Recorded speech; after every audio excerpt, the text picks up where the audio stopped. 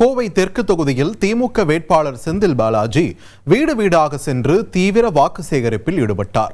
பொதுமக்களிடம் பேசிய அவர், கோவை மாவட்டத்திற்கு முதலமைச்சர் மற்றும் துணை முதலமைச்சர் பல்வேறு திட்டங்களை வழங்கியுள்ளதாகவும், மீண்டும் திமுக ஆட்சி அமைந்தால் கோவையை முன்மாதிரி மாவட்டமாக மாற்றுவோம் என்றும் உறுதியளித்தார். மேலும், உங்கள் வீட்டு பிள்ளை என நினைத்து உதயசூரியன் சின்னத்திற்கு வாக்களித்து வெற்றி பெற செய்யுமாறு திமுக வேட்பாளர் செந்தில் பாலாஜி கேட்டுக்கொண்டார். வாருங்கள், நாங்கள் அழைத்து செல்கின்றோம். நீங்கள் பாருங்கள் முதலமைச்சர் கோவைக்கு என்ன செய்தார் என்று.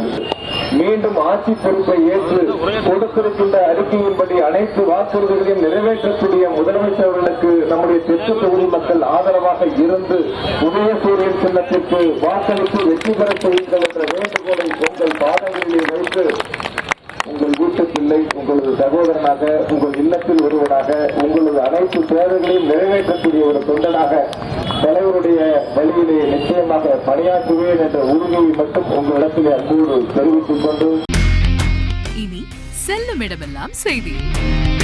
தந்தி டிவியின் வாட்ஸ்அப் சேனலை ஃபாலோ பண்ணினா செல்ல இருக்கும் இடமெல்லாம் செய்தி. இதோ QR கோட், இப்பவே ஸ்கேன் பண்ணுங்க, ஃபாலோ பண்ணுங்க.